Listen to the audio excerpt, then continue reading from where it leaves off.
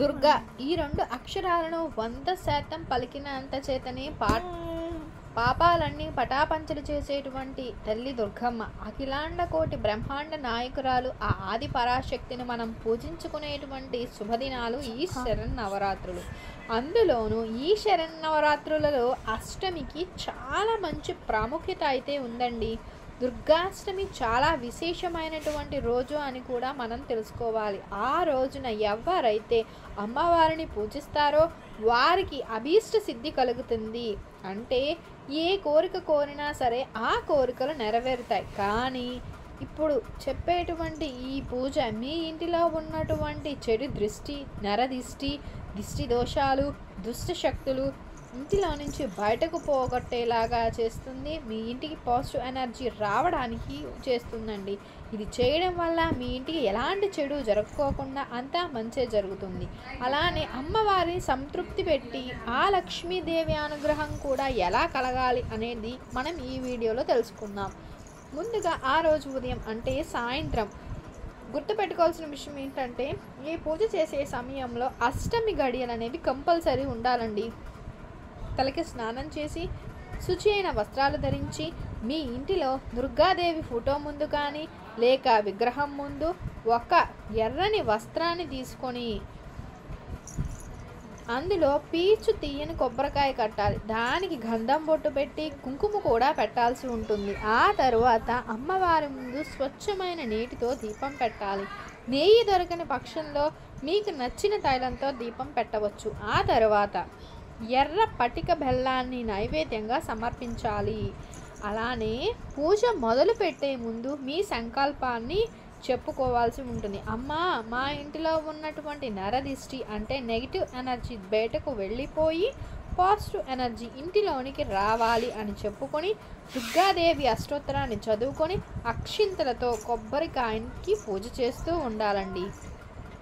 ఇలా 108 నామాలు పూర్తయ్యాక అమ్మవారికి ఆ కొబ్బరికాయకి కూడా హారతి ఇచ్చి మీ దీపం గగనం అయిన తరువాత అంటే పూజానంతరం దీపం కొండెక్కినాక ఆ కొబ్బరికాయని ఎరుపు రంగు క్లాత్లో మూట కట్టి మీ ఇంటి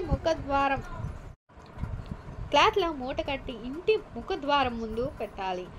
కొంచెం ధూపం చూపించాలి. మీరు ఇంటిలో నుంచి బయటకు వెళ్ళేటప్పుడు మీకు ఎడమ చేతి వైపుగా ఆ మూట ఉండేలా చూసుకోవాలండి. కొన్ని రోజులకి ఇది పాడైపోతుంది. అప్పుడు దాన్ని తీసేసి ఏదైనా సరే పారే నీటిలో కానీ లేక చెరువులో కానీ బావిలో కానీ వేయవచ్చు. ఈ పూజ చేయడం వలన ఏంటంటే మీ ఇంటిలో ఉన్న నెగిటివ్ ఎనర్జీ మొత్తం బయటకు వెళ్ళిపోతుంది. అలానే బయట నుంచి కూడా ఏ చెడు శక్తి ఇంటిలోనికి రాదు. అయితే ఇప్పుడు మనం లక్ష్మీదేవి ఇంట్లోకి రావాలి అంటే ఏం చేయాలి అంటే కుమారి పూజ చేయాలి. మహాష్టమి రోజున కుమారి పూజ చేయడం వలన చాలా మంచి ఫలితం కలుగుతుంది.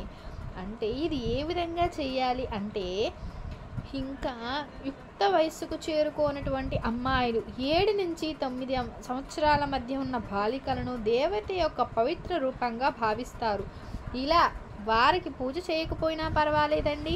ఈరోజు 7 నుంచి 9 సంవత్సరాల మధ్య ఉన్న బాలికలను 2 లేక 3 మీ శక్తి కొలది పిలిచి వారు దేన్నైతే ఇష్టపడతారో అంటే పిల్లలు ఏమి ఇస్తే సంతోషపడతారో అలాంటివి వాళ్ళకి ఇవ్వాలి.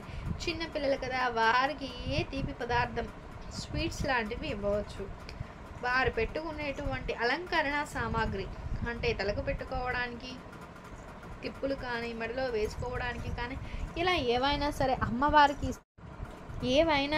అమ్మవారికి ఇస్తున్నామని చెప్పి ఇవ్వాలండి. ఇలా వారిని తృప్తిపరిచి ఆనందంగా పంపించాలి. మీకు శక్తి ఉంటే భోజనం కూడా పెట్టి వారిని పూజించవచ్చండి. ఇలా ఆ రోజున కుమారి పూజ చేసినట్లయితే వారికి సకలైశ్వర్యాలు కూడా కలుగుతాయి. మీకు కనుక ఈ వీడియో నచ్చినట్లయితే లైక్ చేయండి, షేర్ చేయండి, సబ్స్క్రైబ్ చేయడం మర్చిపోకుండా. కొత్తగా వచ్చేస్తున్నట్లయితే థ్యాంక్ యూ ఫర్